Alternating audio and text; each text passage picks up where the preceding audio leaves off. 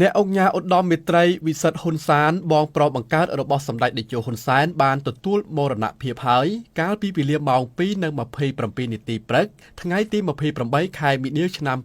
2025 ក្នុងជន្មាយុ 78 ឆ្នាំដោយរោគគេពៀតនៅលើបណ្ដាញសង្គម Facebook ផ្លូវការរបស់សម្ដេចតេជោហ៊ុនសែនប្រធានព្រឹទ្ធសភានៃព្រះរាជាណាចក្រកម្ពុជាបានសរសេររៀបរាប់អំពីអនុស្សាវរីយ៍រវាងសម្ដេចនិងបងប្រុសរបស់សម្ដេចដែលមានខ្លឹមសារដូចតទៅសង្ខារមិនទៀងតែការស្លាប់គឺទៀងបងប្រុសរបស់ខ្ញុំបានលាចាកលោកនេះទៅហើយទោះបីមិនចង់ទទួលក៏ត្រូវតែទទួលយកការពិតនេះដែរ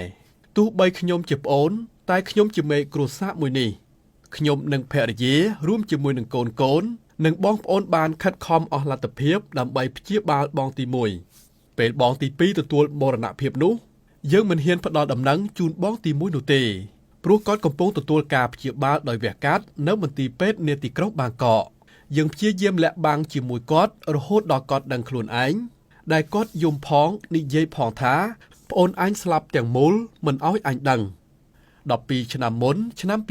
2013ភរិយារបស់គាត់បានទទួលមរណភាពក្នុងពេលដែលឪពុកបង្កើតរបស់ខ្ញុំក៏មិនបានដឹងរហូតដល់គាត់ទទួលមរណភាពព្រោះពេលនោះឪពុករបស់ខ្ញុំក៏កំពុងឈឺធ្ងន់ផងដែរលើកនេះពេលបងទី1ទទួលមរណភាពភរិយារបស់ខ្ញុំដែលជាប្អូនថ្លៃបានដឹងតែមិនអាចមកទាន់ដង្ហើមចុងក្រោយបងទី1បានដែរបងប្រុសម្នាក់នេះបានលះបង់ច្រើនណាស់សម្រាប់ប្អូនគឺសុខចិត្តលះបង់ការសិក្សានៅអនុវិទ្យាល័យនាសម័យនោះមកជួយពុកម៉ែធ្វើស្រែចម្ការដើម្បីផ្ដល់ឱកាសឲ្យប្អូនជាពិសេសរូបខ្ញុំបានបន្តការសិក្សានៅភ្នំពេញបំណងធំរបស់បងទី1គឺធ្វើថៃផែនទីដែលពេលនេះហៅថាមន្ត្រីសូរិយោដីកើតចាស់ឈឺស្លាប់គឺជាក្រិតក្រមធម្មជាតិដែលមិនអាចជៀសវាងបាន